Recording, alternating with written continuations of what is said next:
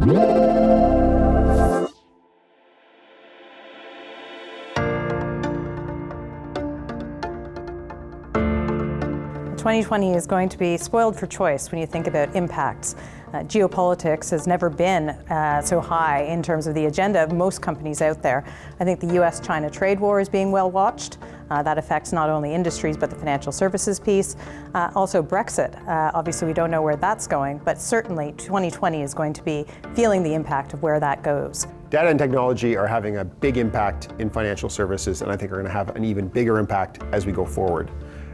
We've seen a lot of innovation in financial products and how they're being created for consumers and small business, and we're increasingly seeing consumers and small business able to take their data from one place and bring it to another place, and that allows for more competition and more choices for them. We live in a regulatory boundary, in this case Canada, but innovation is actually not Canadian. Innovation is actually global, and there are many global players that are looking at financial services on a global scale and saying, this is a place I want to play as a brand.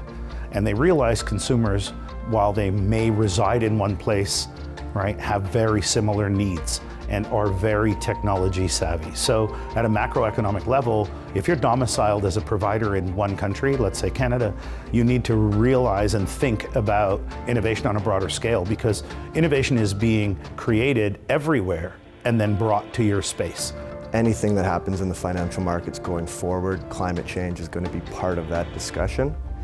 From a regulatory side, we just saw the UN appoint Mark Carney, the Governor of the Bank of England, as a special envoy for climate change, and looking to mobilize private finance in a way that will help us achieve the Paris goals that were set out to limit emissions. The Bank of England is going to start stress testing the banks for climate change next year, and I think increased disclosure requirements in other parts of the world will all start to change the discussion about the impact of climate change on financial markets and financial services firms, and if regulation can help to catalyse that, that would be a great outcome in the next 12 months.